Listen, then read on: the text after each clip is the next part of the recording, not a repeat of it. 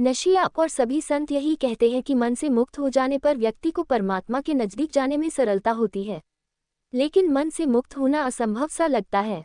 हमें पता भी नहीं चलता और मन बार बार कई तरह की वासनाओं में भटकने लगता है। और बहुत सावधानी रखकर थोड़ा होश आता है कि फिर मन कल्पनाओं में बहने लगता है। कृपा करके इसे समझाएं। पहली तो बात, ऐसा भूलकर भी मत कहना कि आप और सभी संत नहीं कहते हैं। मैं कुछ और बात कह रहा हूँ। मैं तुमसे ये कह ही नहीं रहा हूँ कि तुम वासनाओं को छोड़कर उनके ऊपर उठ जाओ। मैं तुमसे ये कह रहा हूँ, बिल्कुल ही उल्टी बात कह रहा हूँ कि वासनाओं को भोग लो तो ही उनसे उठ सकोगे। नहीं तो वासनाएं उठती ही रहेंगी, आती ही रहेंगी। मेरा जीवन पर परम भरोसा है। ये जीवन जैसा है, इसमें से कुछ भी छोड़ने जैसा नहीं है। इसमें सब अनुभव करने जैसा है। इसके अनुभव से ही गति होती है। अब अगर तुम बैठ गए, ध्यान की चेष्टा करने लगे और वासनाएं अतृप्त पड़ी हैं और मन हजार हजार वासनाओं को भोगने के लिए आतुर है, तो जब तुम ध्यान करने बैठोगे, मन वासनाएं उठाएगा। मन ऐसे ही थोड़े वासनाएं उठाता है। मन ये कह रहा है, कहाँ समय खराब कर रहे हो। अभी तो ये दिन थोड़ा सुख देख लेने के हैं। अभी तो दिन थोड़ा शरीर का रस देख लेने के हैं। अभी तो ये दिन थोड़े सौंदर्य में रमने के हैं। अभी तो गीत और नाच हो। अभी यहाँ कहाँ ध्यान लगाए बैठे हो। मन ये कह रहा है कि पहले संसार से तो मुक्त हो लो। बहुत लोग कच्चे ही पक जाना चाहते हैं, यही अड़चन है। कच्चे ही निकलने की कोशिश की, सड़ जाओगे, पकोगे नहीं। पकने दो। इतनी चबड़ाहट क्या है, इतनी जल्दी भी क्या है। ये प्रश्न भी प्रज्ञा ने पूछा है। और यहाँ प्रज्ञा बहुत दिन से है। युवा है अभी, लेकिन बड़ी दमित वासनाओं से भरी है। ठीक दूसरे किसी भी आश्रम में उसे धार्मिक समझा जाता, यहाँ सबसे ज्यादा अधार्मिक युवती वही है। दमित वासनाएं हैं और वासनाओं के प्रति बड़ा विरोध है, दुश्मनी है, सभी चीज की निंदा है। वही अड़चन हो रही है। अब ये प्रश्न उसी का है। वह पूछती है कि बार बार कई तरह की वासनाओं में मन भटकने लगता है। भटकेगा नहीं तो क्या होगा। उन वासनाओं के प्रति बड़ा विरोध है। उन वासनाओं का अंगीकार नहीं है और बिना अंगीकार किए, बिना स्वीकार किए उनकी समझ भी पैदा न होगी। वासनाएं व्यर्थ हैं, ये सच है, लेकिन व्यर्थता तुम्हें दिखाई पड़नी चाहिए। मेरे कहने से व्यर्थ नहीं हो जाएंगी। संतों ने कहा होगा कुछ, उनके कहने से कुछ भी नहीं हो जाएगा। उन्होंने जानकर कहा है। पलटू दास पलटे जब उन्होंने जान लिया होगा, और प्रज्ञा पलटना चाहती है बिना ही जाने। पलटू दास पलटे संसार के अनुभव से देख लिया आसार है। कानों से नहीं सुना, आंखों से देख लिया आसार है। अनुभव से देख लिया कुछ सार नहीं है। जिस दिन ये पकान आ गई, ये परिपक्वता आ गई, उस दिन लौट पड़े। फिर लौट कर नहीं देखा। फिर क्या लौट कर देखना था, वहां कुछ था ही नहीं, लौट कर क्या देखना। प्रज्ञा भी पलटू बनना चाहती है, मगर मन में अभी संसार में सार है, और जितना दबाओगे मन को उतना ही सार मालूम होगा। दमन से कोई कभी मुक्त नहीं होता, सिर्फ अनुभव से लोग मुक्त होते हैं। तो ये दमित भाषा छोड़ो, ये धार्मिकपन छोड़ो, ये सुनी सुनाई बातों और बकवास से मुक्त बनो। वह जो मन कह रहा है, उसकी भी सुनो। वह मन भी परमात्मा का है। वह मन यही कह रहा है कि अभी इन सीढ़ियों को पार करो। हाँ, उन्हीं सीढ़ियों पर अटके मत रह जाना, ये सच है। दुनिया में दो तरह के नासमझ हैं। एक, सीढ़ियों पर डर के कारण चढ़ते ही नहीं तो वे मंदिर तक नहीं पहुंच पाते हैं। सीढ़ियां ही नहीं चढ़ोगे, मंदिर तक कैसे पहुंचोगे। दूसरे, सीढ़ियों पर चढ़ जाते हैं तो सीढ़ियां छोड़ते ही नहीं, उन्हीं पर बैठे रह जाते हैं। वे भी मंदिर तक नहीं पहुंच पाते हैं। सीढ़ियां ही पकड़ लोगे तो मंदिर तक कैसे पहुंचोगे। सीढ़ियां चढ़ो भी, सीढ़ियां छोड़ो भी, एक दिन पकड़ो, एक दिन छोड़ो। ये जीवन का संतुलन है। जीवन में सब जानने जैसा है। जीवन में कुछ भी ऐसा नहीं है जो जानो मत, और जानने में मुक्ति छिपी है। तो प्रज्ञा से मैं ये कहना चाहूंगा कि तेरी वृत्ति बड़ी दमित है। तू पुराने धरे की धार्मिक, रुगन धरे की धार्मिक है। तू यहाँ आ गई, मेरी बातें तुझे प्रीतिकर लगती हैं, मगर तेरे मन का संयंत्र, तेरे मन का जो ढांचा है, वह बहुत ही जड़ सिद्धांतों से बना है। तू पूरे पक्षपात से भरी है। पहले से ही तेरे ख्याल में भरा हुआ है, हर चीज की निंदा है, हर चीज गलत है। संसार में पाप ही पाप है, तो संसार से बचकर निकल जाना है। और अभी उम्र तेरी कुछ भी नहीं है। कम उम्र में भी लोग बचकर निकल जा सकते हैं, लेकिन बचकर नहीं निकल सकते। अनुभव से करके निकल सकते हैं, कम उम्र में भी निकल सकते हैं। अगर अनुभव बहुत बोधपूर्वक हो तो एक अनुभव काफी होता है एक चीज से मुक्त हो जाने के लिए। एक बार क्रोध कर लिया और अगर व्यक्ति में समझ हो पूरी तो एक ही क्रोध पर्याप्त है, फिर दोबारा क्रोध न करेगा। फिर दोबारा क्या करना है, वही क्या करना। देख लिया, जान लिया, कुछ पाया नहीं, बात खत्म हो गई। मूढ़ आदमी पुनरुक्ति करता है, समझदार एक भी अनुभव से मुक्त हो जाता है। लेकिन इतना समझदार कोई भी कभी नहीं हुआ है कि बिना अनुभव के मुक्त हो जाए। इसे तू ख्याल में रख लेना, एक अनुभव से मुक्त हो जाए ऐसे समझदार लोग हुए हैं। बहुत अनुभव से भी मुक्त न हो पाए ऐसे मूढ़ बहुत हैं। उन्हीं को पलटू गंवार कह रहे हैं, अछूचेत गंवार। पलटू यह नहीं कह रहे हैं कि पहले दिन ही चेत जाओ। पलटू कह रहे हैं अब तो चेतो, इतने अनुभव के बाद अब तो चेतो। मगर अगर अनुभव ही न हुआ हो तो इतना बुद्धिमान कोई भी नहीं है कि चेत जाए। कम से कम एक अनुभव तो अनिवार्य है। असार को जानने के लिए भी असार का अनुभव अनिवार्य है। तो मन से दमन की धारणाएं छोड़ो, मन को सहज और सरल बनाओ, नहीं तो ये विरोधाभास घटता है। यहाँ जो लोग मेरे पास हैं उनमें जो सर्वाधिक गतिमान हो रहे हैं वे ही लोग हैं जिनके मन में कोई दमित धारणाएं नहीं हैं, जिनके मन में पाप का कोई ख्याल ही नहीं है कि यह पाप, ये पाप, ऐसा किया तो पाप हो गया और अपराध भाव। जिनके मन में कोई पाप की धारणा नहीं है, जो बड़ी सरल चित्तता से जीवन के अनुभव में उतरने को राजी हैं बिना किसी पूर्व धारणा के, पूर्वाग्रह के, उनकी मुक्ति निकट है, वे बढ़ रहे हैं। और जो बहुत धारणाओं से भरे हुए हैं कि ऐसा किया तो गलत, वैसा किया तो गलत, पहले से ही मान कर बैठे हैं, जानते हैं नहीं कि क्या गलत क्या सही, मगर धारणाएं मजबूत पकड़े बैठे हैं, ऐसे जिद्दी और हठी और दमित लोगों की मेरे पास कोई विकास की संभावना नहीं है। तुम्हारे जीवन में यहाँ क्रांति घट सकती है, मगर एक शर्त तुम्हें पूरी करनी ही पड़ेगी। वह शर्त है, अपने कचरा सिद्धांतों को एक तरफ रखो, नहीं तो वही कचरा सिद्धांत तुम्हारे सिर को खाते रहेंगे। ध्यान करोगे और वासनाएं उठेगी। इतना ही वासनाएं कह रही हैं कि पहले हमें पूरा तो करो। वे अपनी मांग रही हैं। वे कहती हैं पहले हमारा भी तो देना चुकाओ, हमारा ऋण तो पूरा करो। ऋण पूरा करके फिर चले जाना, ठीक, ऋण बिना ही चुकाए। और ख्याल रखना, जो व्यक्ति वासनाओं से गुजर करे वासनाओं से मुक्त होता है, उसके जीवन में एक समृद्धि होती है। और जो व्यक्ति वासनाओं से किसी तरह से बचकर निकलना चाहता है, उसके जीवन में एक दीनता होती है, डर होता है। डर तो रहेगा ही फिर, क्योंकि वह हमेशा भयभीत रहेगा कि फिर कोई वासना न पकड़ ले। बुद्ध को ज्योतिषियों ने बुद्ध के पिता को कहा था जन्म पर कि यह व्यक्ति सन्यासी हो जाएगा या चक्रवर्ती सम्राट। बुद्ध के पिता डर गए और उन्होंने कहा कि कुछ रास्ता बताओ कि यह सन्यासी न हो पाए। पंडित थे, पुराने धर्रे के पंडित रहे होंगे। उन्होंने कहा ऐसा करो कि इसको मृत्यु का कोई अनुभव न हो और इसके लिए जितनी सुंदरतम स्त्रियां मिल सके इसके पास इकट्ठी कर दो।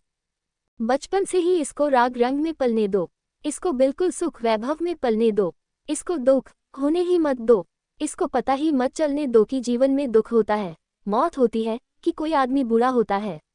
यहाँ तक उन्होंने कहा कि इसके बगीचे में कोई फूल कुम्हलाए नहीं तो ये सोचेगा कि फूल कुम्हला गया, क्यों, और कहीं उसी से संन्यास का भाव पैदा हो जाए। कोई पत्ता सूखा हुआ इसके बगीचे में न बचे, इसको छिपा कर रखो, इसके लिए सुंदरतम महल बनवाओ। तो पिता ने वैसा ही किया, सुंदर महल बनवाए, अलग अलग ऋतुओं के लिए अलग अलग महल बनवाए, सारे राज्य की सुंदर युवतियां इकट्ठी कर दी। बुद्ध बचपन से ही बड़े सुख में पाले गए और वही संन्यास का कारण हो गया। उसी कारण संन्यास्त हुए, नहीं तो नहीं होते। अगर साधारण जीवन में गुजरे होते तो शायद न हो पाते, शायद और 2-4 जन्म लगते। मगर इतना घना सुख मिला और सुख न मिला। सुंदरतम स्त्रियां मिली और कुछ सौंदर्य का अनुभव न हुआ, जल्दी ही उब गए, वासना से गुजर गए, तेजी से गुजर गए, कुछ और रहा न वासना में। सब देख लिया, देखने योग्य सब देख लिया, कुछ पाया नहीं। सब सुख वैभव देख लिए, जल्दी ही, जवान ही थे तभी वैराग्य का उदय हुआ, तभी घर छोड़कर जंगल चले गए। अगर बुद्ध के पिता ने उन पंडितों से फिर पूछा होगा कि कहाँ भूल चूक हो गई तो उन्होंने बताया होगा कि आप पूरी व्यवस्था नहीं कर पाए। ये रास्ते पर निकलता था, इसने एक बीमार आदमी देख लिया। ऐसी कहानी है ही, रास्ते पर निकलता था, इसने एक मुर्दे की लाश देख एक मूली। यह नहीं होना था, इससे इसके मन में प्रश्न उठने लगे कि जीवन समाप्त हो जाएगा। इससे ये चला गया। आप पूरा इंतजाम नहीं कर पाए जैसा हमने कहा था, और मेरा मानना है कि उनके इंतजाम के कारण ही बुद्ध गए। इसीलिए जीवन के सारे अनुभव से गुजर जाना मुक्ति का उपाय है। बुद्ध के बुद्धत्व में उन पंडितों का बड़ा हाथ रहा, अनजाने बुद्ध के पिता का बड़ा हाथ रहा अनजाने। उन्होंने तो कुछ और चाहा था, कुछ हो गया। सब देख लिया बुद्ध ने, जो संसार दे सकता था। जल्दी ही देख लिया। 25 साल के हुए थे तभी सब सुख भोग देख लिए। जो आदमी 75 तक भी सोचता ही रहता है, वे 25 में देख ही लिए, वे खत्म ही हो गए। अब कुछ बचा ही नहीं। 25 में वृद्ध हो गए बुद्ध, उतने वृद्ध जितना आदमी 75 में होता है। हिंदू कहते हैं 75 साल में आदमी को सन्यासी होना चाहिए। बुद्ध 25 साल में सन्यासी हो गए, क्योंकि साधारण जिंदगी में सुख इतने ज्यादा थोड़े ही मिलते हैं, इतने इकट्ठे थोड़े ही मिलते हैं, थोक थोड़े ही मिलते हैं, फुटकर आते हैं। 75 साल लग जाते हैं आते आते। बुद्ध की जिंदगी में थोक आए, इकट्ठे गिर गए। 25 साल में सब पूरा हो गया। तुम मेरे आश्रम में हो तो ख्याल रखो, मैं दमन का पक्षपाती नहीं हूँ, मैं अनुभव का पक्षपाती हूँ। जो वासनाएं तुम्हारे मन में बार बार उठाती दो, उन्हें पूरा ही कर लो। कुछ वासना से इतना घबराना क्या है? सीढ़ियाँ हैं, चढ़ जाओ। हाँ, सीढ़ियों की पकड़ में मत आ जाना। सीढ़ियाँ किसको पकड़ती हैं? तुम मत पकड़ना सीढ़ियों को, बस। सीढ़ियों ने किसी को कभी पकड़ा हो, ऐसा मैंने सुना नहीं। तो सीढ़ियों से क्या चबराना? रख लो पैर, चढ़ जाओ, गुजर जाओ, मंदिर में पहुंच जाओगे। वासना की सीढ़ियों से चढ़कर ही कोई प्रार्थना तक पहुंचता है, और विचार की सीढ़ियों से चढ़कर ही कोई निर्विचार तक पहुंचता है।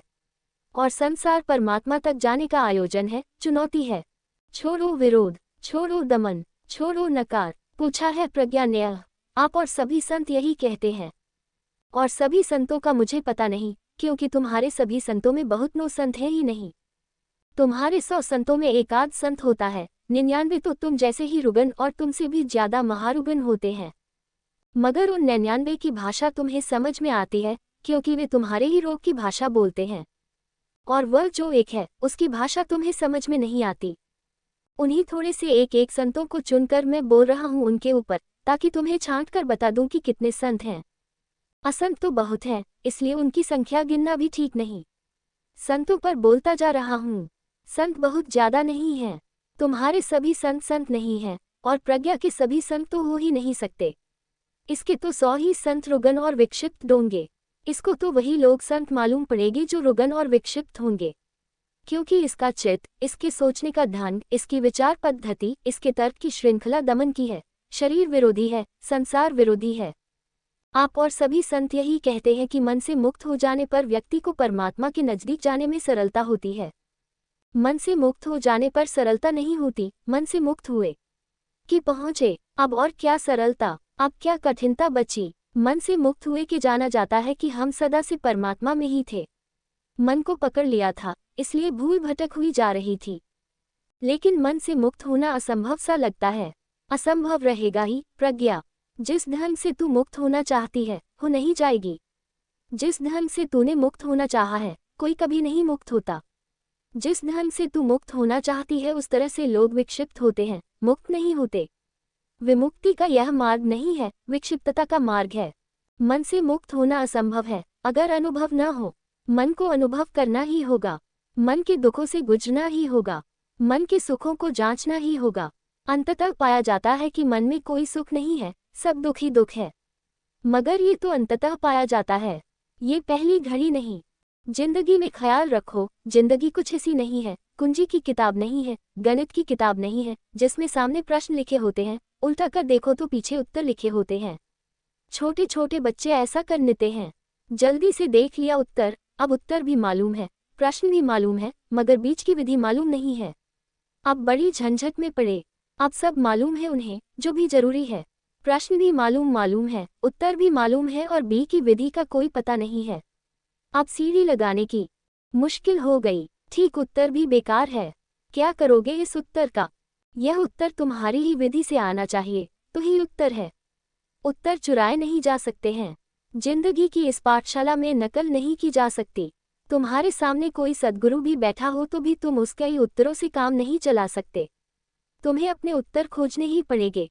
परमात्मा तुम्हारी निजता का समादर करता है। तुम जब तक न पाओगे तब तक पाए हुए न माने जाओगे। तो ऐसे तो असंभव है। अगर डर डर कर चलो और मन का जो कल्पना जाल है उसका अनुभव न करो। अनुभव कर लो तो बिल्कुल सरल है। असंभव कोई बात ही छोड़ो, बिल्कुल सरल है। इससे सरल और कोई चीज नहीं है, क्योंकि मन के अनुभव कभी भी कहीं भी सुख को तो लाते ही नहीं, इसलिए उलझ तो कोई सकता ही नहीं। देर अबेर बाहर निकल ही आता है आदमी। कितनी देर मृग मरीचिका में उलझोगे, अगर सपना ही है तो जागना ही पड़ेगा। कितनी ही देर सपने को देखो, तृप्ति तो नहीं होगी।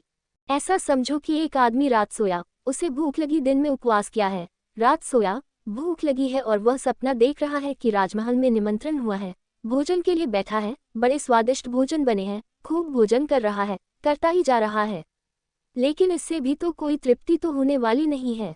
सुबह जब आँख खुलेगी तो पाएगा भूखा का भूखा है। ऐसे मन के सुख हैं, जब आँख खुलती है तो पाया जाता है बस ख्याली पुलाव थे, कहीं कुछ सच्चाई न थी। उनसे न तृप्ति होती है न पोषण होता है, मगर उनसे गुजरना होता है, कुछ अनिवार्य प्रक्रिया है। 3 सीढ़ियां हैं मनुष्य की, शरीर, मन, आत्मा, और तब चौथी दशा है तुर्य। पलटू कहते हैं न कि तुरिया में चढ़ कर बैठ गया हूँ और तुरिया को ही बेच रहा हूँ अब। वह जो चौथी अवस्था है परमात्मा। शरीर से अगर बचकर निकलना चाहा तो मुश्किल हो जाएगी, मन तक न पहुँच पाओगे। मन से अगर बचकर निकलना चाहा तो आत्मा तक न पहुँच पाओगे, और अगर आत्मा से बचकर निकलना चाहा तो परमात्मा तक न पहुँच पाओगे। शरीर पर चढ़ो हिम्मत से, शरीर के मालिक बनो। शरीर से डरने की कोई जरूरत नहीं है, इस घोड़े पर लगाम लगाई जा सकती है, मगर डर कर बैठो ही मत घोड़े पर, तो तुम इसके कभी मालिक न बन सकोगे। शरीर पर चढ़ो, शरीर की सीढ़ी पर पैर रखो, मन की भी सीढ़ी पर पैर रखो। मन बहुत सी वासनाओं के जाल दिखाता है, उसमें चुन लो, बहुत सी वासनाएं नहीं हैं। अगर बहुत गौर से देखोगे तो अंगुलियों पर गिनी जा सके ऐसी वासनाएं हैं। कितनी बहुत सी वासनाएं हैं। चून की दमन करते हो, इसलिए एक ही वासना हजार हजार रूपों में प्रकट होती है। अगर उसको भोग ही लो, समाप्त हो जाती है। मन से चढ़ो तो आत्मा मिलती है। कुछ लोग शरीर में ही अटक गए हैं, उनकी सारी जीवनचर्या बस शरीर में ही अटकी है। इनमें से कई लोग धार्मिक समझे जाते हैं, अटके हैं शरीर में। उपवास करना, स्नान करना, जनेऊ और यह और वह और सब शरीर का ही गोरख धंधा है। गंगा जाएंगे और तीर्थ यात्रा करेंगे, मगर शरीर से पार नहीं है। छूत छू देगा तो स्नान करना पड़ेगा। शरीर की ही बुद्धि है, जैसे शरीर ही सब कुछ है। खूब घिस घिस कर शरीर धोते रहेंगे, मगर इससे कुछ भीतर की स्वच्छता नहीं आती। अपना भोजन खुद ही बना कर करेंगे, क्योंकि दूसरे के छुए भोजन में कहीं कुछ अशुद्धि हो जाए, मगर भोजन शरीर में जाता है, शरीर के पार नहीं जाता। कुछ लोग हैं जो मन में उलझे हैं, उनकी झंझट यही है कि वासना से कैसे छूटे, विचार से कैसे छूटे, वृत्ति से कैसे छूटे। क्योंकि पतंजलि तो कह गए, चित्तवृत्ति निरोध तो ही योग होगा। तो यह चित्तवृत्ति का निरोध कैसे हो? वे वही उलझे हैं, वे रुग्ण होते जाते हैं, विक्षिप्त होते जाते हैं, पगलाते जाते हैं। किसी तरह बाहर तो संयम बांध कर खड़ा कर लेते हैं, लेकिन भीतर आग जलती है असंयम की। कुछ लोग वहां से भी पार हो जाते हैं तो आत्मा में अटक जाते हैं, तो मैं भाव में अटक जाते हैं, अत्ता में अटक जाते हैं, अहंकार में अटक जाते हैं। उससे भी जो पार होता है वह परमात्मा में पहुंचता है। ये तीनों सीढ़ियां हैं जीवन की, इनके पार होना है। इन तीनों सीढ़ियों के पार प्रभु का मंदिर है, मगर अनुभव से ही पार हो सकता है कोई, चढ़कर ही गुजर कर ही पार हो सकता है कोई। भय मत करो, जीवन का भय मत करो। जीवन शुभ है, जीवन के सब रूप शुभ हैं, इन सभी रूपों में सजग भाव से गुजरो। अप्रज्ञा कहती है कि बार बार वासनाएं उठती हैं, और बहुत सावधानी रखकर थोड़ा होश आता है कि फिर मन कल्पनाओं में बहने लगता है। ये जो बहुत सावधानी रखकर थोड़ा होश आता है, ये जबरदस्ती लाया गया होश है। ये 2 कौड़ी का है, इसका कोई मूल्य नहीं है। होश अनुभव से आना चाहिए, होश सहज होना चाहिए। कबीर कहते हैं, सहज समाधि भली, चेष्टा कर कर के किसी तरह लाए तो वह क्षण भर ही टिकेगा।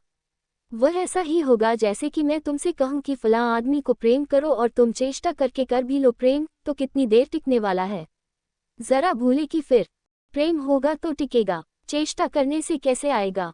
ऐसे ही प्रेम भी नहीं आता चेष्टा से, ऐसे ही ध्यान भी नहीं आता चेष्टा से। और यह चेष्टा भी भय के कारण चल रही है कि कहीं वासना न आ जाए, तो चेष्टा करके सावधानी रखो तो लड़ाई चल रही भीतर। वासना और ध्यान में लड़ाई चल रही है। वासना और ध्यान में अगर लड़ाई करवाओगे तो वासना जीतेगी, ध्यान नहीं जीत पाएगा। यह ऐसा ही है जैसे कि कोई फूल और पत्थर में लड़ाई करवाए तो पत्थर जीतेगा, फूल नहीं जीत सकता।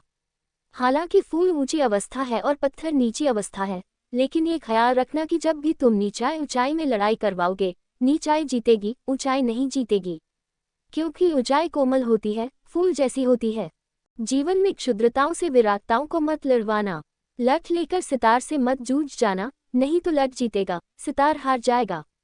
और इसका यह मतलब नहीं है कि सितार कमजोर है। इसका इतना ही मतलब है कि सितार श्रेष्ठ है, ऊंचा है, सूक्ष्म है। सूक्ष्म के सामने स्थूल को मत लड़ाना। और यही लोग कर रहे हैं, स्थूल को लड़ा रहे हैं सूक्ष्म से। ध्यान को लड़ा रहे हैं वासना से। वासना पत्थर जैसी है, ध्यान फूल जैसा है। इसमें बार बार ध्यान ही हारेगा। इसे खूब गांठ बांध कर रख लो। कभी परमात्मा को संसार से मत लड़ाना, नहीं तो संसार जीतेगा और परमात्मा हारेगा। और इसमें परमात्मा का कोई कसूर नहीं है, तुमने परमात्मा को संसार से लड़ाया, यही भूल हो गई। परमात्मा परम है, अति सूक्ष्म है, सुवास है, संगीत है, सौंदर्य है। संसार की स्थूलता से लड़ाओगे, खंड खंड हो जाएगा, टूट जाएगा, बिखर जाएगा। परमात्मा को लड़कर पाया ही नहीं जाता है। ध्यान भी लड़कर नहीं पाया जाता। समझ पूर्वक। तो मैं तुमसे ये कहूंगा कि जब वासना उठे तो चेष्टा करके ध्यान मत लगाओ। जब वासना उठे तो वासना को समझो, क्या वासना का संदेश है? क्या तुम्हारा मन तुमसे कहना चाहता है? क्या मन तुम्हें बताना चाहता है? कहाँ ले जाना चाहता है? सुनो इसकी, तुम्हारा मन है, तुम न सुनोगे तो कौन सुनेगा? ये फरियाद भी करे तो कहाँ करे? आखिर इसकी भी इच्छाएं हैं। ये तुमसे न कहेगा तो किससे कहेगा? इसे प्यास लगी है और तुम अपना ध्यान लगाने की कोशिश कर रहे हो। इसे भूख लगी है और तुम ध्यान लगाने की कोशिश कर रहे हो। इसकी भी सुनो, कुछ बड़ी कठिन बातें नहीं मांग रहा है। प्यास है, भूख है, काम है, प्रेम है, छोटी छोटी बातें हैं। इसे दो और जागरूक रहो और देखते रहो कि इसको इतना भोजन देते हैं फिर भी ये तृप्त होता है या नहीं। इसे इतना प्रेम का अवसर मिलता है, फिर भी प्रेम से इसको रस आता है या नहीं। जब धीरे धीरे तुम्हें एक बात पक जाएगी कि कितना ही दो, इसको रस नहीं आता, तो देने से कुछ हल होने वाला नहीं है। मगर ख्याल रखना, जल्दी मत करना। ये पकने देना तुम्हारे ही भीतर। मेरी कही बात नहीं, कानों सुनी सो झूठ सब। जिस दिन तुम्हारे भीतर ही यह अनुभव का स्वर बजेगा कि यह मन तो अतृप्त ही रहेगा, अतृप्ति इसका स्वभाव है, दुष्पुर है वासना, ये पूरी नहीं होगी। जिस दिन तुम्हें ऐसा समझ में आ जाएगा, ख्याल रखना फिर दोहराता हूँ, तुम्हें समझ आ जाएगा, उसी दिन तुम पाओगे मन गया। और तब एक अखंड चेतना जलने लगती है। एक दिया पैदा होता है, एक जागरूकता, जो लाए हुई नहीं है, जो सहज है। साधो, सहज समाधि भली। आखिरी प्रश्न। ओशो, जब आप हायक, बुद्ध या लाओत्सु पर बोलते हैं, तब आपकी वाणी में बुद्धि और तर्क का अपूर्व तेज प्रवाहित होता है। लेकिन जब वही आप भक्ति मार्गी संतों पर बोलते हैं, तब बातें अटपटी होने लगती हैं। ऐसा क्यों है? ऐसा इसलिए है कि मैं नहीं हूँ, क्योंकि मैं नहीं बोल रहा हूँ। जब अष्टावक्र बोलते हैं तो उनको ही बोलने देता हूँ। जब बुद्ध बोलते हैं तो उनको ही बोलने देता हूँ, फिर मैं बीच में नहीं आता। और जब पलटूदास बोलते हैं तो पलटूदास को ही बोलने देता हूँ। मैं क्यों बीच में आऊँ? जब दरिया को बोलने देता हूँ तो दरिया को ही बोलने देता हूँ। मैं केवल माध्यम हो जाता हूँ। मैं कोई व्याख्याकार नहीं हूँ। ये कोई व्याख्याएं नहीं है, ये कोई भाष्य नहीं हो रहे हैं। मैं फिर एक मौका देता हूँ कि पलटूदास, फिर से गा लो, फिर से कह लो। बहुत दिन हो गए, लोगों ने तुम्हारी बात नहीं सुनी, बहुत दिन हो गए, लोग तुम्हें भूल ही गए। फिर से जी लो मेरे बहाने, मेरे निमित्त फिर से लोगों से बात कर लो। मैं सिर्फ निमित्त बन जाता हूँ। तो मेरी व्याख्या ऐसी नहीं है जैसी लोकमान्य तिलक की व्याख्या है गीता पर, कि महात्मा गांधी की व्याख्या है गीता पर। उनकी अपनी धारणाएं हैं, वे अपनी धारणाओं को गीता में खोजते हैं। मेरी कोई धारणा नहीं है। मैं धारणा शून्य हूँ। मैं रिक्त, शून्य भाव से जिसकी कहता हूँ उसको ही कहने देता हूँ। इसलिए जब बुद्ध पर बोलूंगा तो स्वभावतः बुद्ध की प्रखरता, बुद्ध की स्पष्टता, बुद्ध का तर्क झलकेगा। और जब दरिया पर बोलूंगा या पलटू पर या कबीर पर, तो उनकी अटपटी बातें, उनकी प्रेमपटी बातें, उनकी प्रेमपगी बातें, उनकी मस्ती झलकेगी। बुद्ध के साथ मैं बुद्ध हो जाता हूँ, पलटू के साथ पलटू हो जाता हूँ। अपनी धारणा नहीं डालता हूँ। मेरी कोई धारणा नहीं है। मैं कोई दार्शनिक नहीं हूँ। इसलिए स्वभावतः तुम्हें बेचैनी मालूम पड़ती होगी कभी कभी। कभी कभी तुम्हें विरोधाभास दिखाई पड़ते होंगे, स्वाभाविक। क्योंकि बुद्ध एक ढंग से बोलते हैं, दरिया दूसरे ढंग से बोलते हैं, दादू तीसरे ढंग से बोलते हैं। ऐसा प्रयोग पहले कभी पृथ्वी पर किया नहीं गया, इसलिए तुम्हारी अड़चन को मैं समझता हूँ। ये पहली दफा हो रहा है। जैनों ने गीता पर टीका नहीं लिखी। क्यों लिखे? हिंदुओं ने महावीर के वचनों पर भाष्य नहीं किया, उल्लेख ही नहीं किया महावीर का। वचनों पर भाष्य तो अलग। हिंदुओं ने धम्मपद पर नजर नहीं डाली, नहीं मुसलमानों ने वेद की चिंता की, नहीं ईसाई कुरान पर बोलते हैं। सबकी अपनी बंधी लकीरें हैं, सबकी अपनी धारणाएं हैं, अपनी धारणाओं की सीमा के बाहर नहीं जाते। मेरी कोई धारणा नहीं है, न मैं हिंदू हूँ, न मुसलमान हूँ, मैं जैन हूँ, न ईसाई हूँ। मेरा कोई छोटा मोटा आंगन नहीं है, ये सारे आकाश मेरा है। इतने बड़े आकाश को जब तुम सुनोगी तो तुम घबराओगे। छोटे छोटे आंगन को समा लेने की तुम्हारी क्षमता है। इतना बड़ा आकाश तुम्हें मिटा ही जाएगा, तुम्हें पोंछ ही देगा। और वही चेष्टा चल रही है। अगर मैं एक ही धारणा के सूत्रों पर बोलता रहूं, जैसे बुद्ध के ही वचनों पर बोलता रहूं या बुद्ध की परंपरा में आए हुए संतों पर बोलता रहूं, बुद्ध पर बोलूं, वसुबंधु पर बोलूं, नागार्जुन पर बोलूं, बोधिधर्म पर बोलूं, धर्मकीर्ति, चंद्रकीर्ति, बुद्ध की ही परंपरा में आए संतों पर बोलता रहूं, तो धीरे धीरे मैं तुम्हारी बौद्धिक धारणा को निर्णीत कर दूंगा, एक आंगन बना दूंगा। तब तुम भी अगर मुझे सुनते ही रहे, सुनते ही रहे, सुनते ही रहे तो बौद्ध हो जाओगे। अगर मैं मुसलमान फकीरों पर ही बोलता रहूं, तो सुनते सुनते, सुनते सुनते तुम अगर मेरे साथ बंध गए तो मुसलमान हो जाओगे। आज मुसलमान पर बोलता हूं, कल हिंदू पर बोलता हूं, परसों बौद्ध पर बोलता हूं। मैं तुम्हें भी टिकने नहीं देना चाहता, कहीं भी नहीं टिकने देना चाहता। इसके पहले कि तुम टिकने का इंतजाम करते हो, खूंटी इत्यादि गाड़ने लगते हो कि तंबू चढ़ा दे और अब सो जाएं, मैं कहता हूं, बस उठो, सुबह हो गई, चलना है। तुम नाराज भी होते हो कई बार कि जरा आराम तो कर लेने दें। बात जंच रही थी, आपने ही जंचा दी थी कि यह जगह बड़ी सुंदर है, यहाँ विश्राम करो।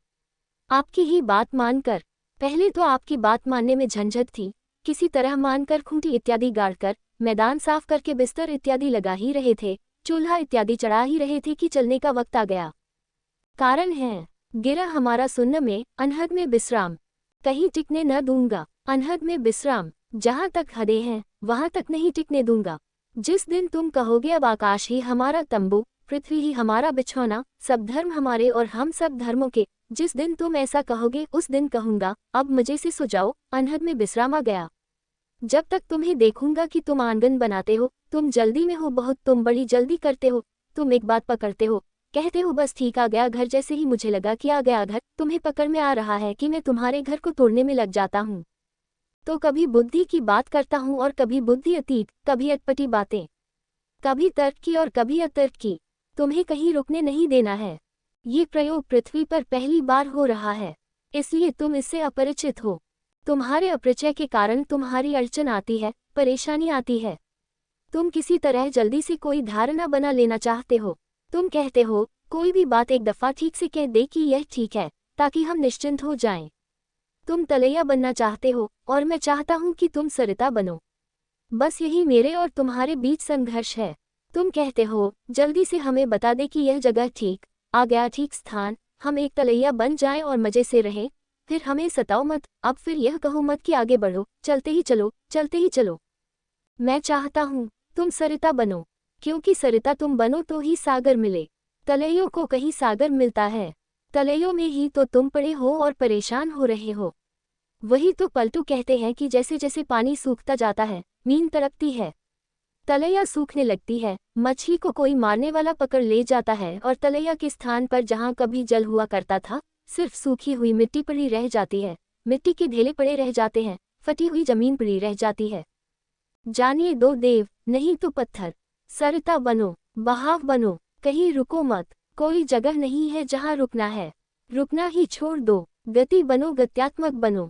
मेरा संन्यास गत्यात्मक है। मेरा शिष्य कहीं रुकेगा नहीं, अनहद के पहले नहीं रुकेगा। और अनहद में पहुंच गए, फिर क्या चलना है? सागर में पहुंच गए, इसलिए इन सारे पड़ावों की बात कर रहा हूँ। ये सब घाट हैं गंगा के। मैं तुम्हें ले चला हूँ पूरी गंगा की यात्रा पर। एक एक घाट आता है, तुम कहते हो बड़ा प्यारा घोट आ गया। मैं उस घाट की खूब प्रशंसा भी करता हूँ। तुम कहने लगते हो, तब फिर नाव बांध दे, अब उतर जाएं। अब आ गई काशी। मैं कहता हूँ अभी रुको, अभी कहाँ? ये घाट प्यारा है मगर रुकना नहीं है। इस घाटी का आनंद ले लो, जितनी देर गुजरते हो। इस घाट पर से अहोभाव से गुजरो। प्यारा घाट है मगर पहुँचना है शून्य। में पहुंचना है अनहद में, गिरा हमारा सुन्न में अनहद में विश्राम। आज इतना ही।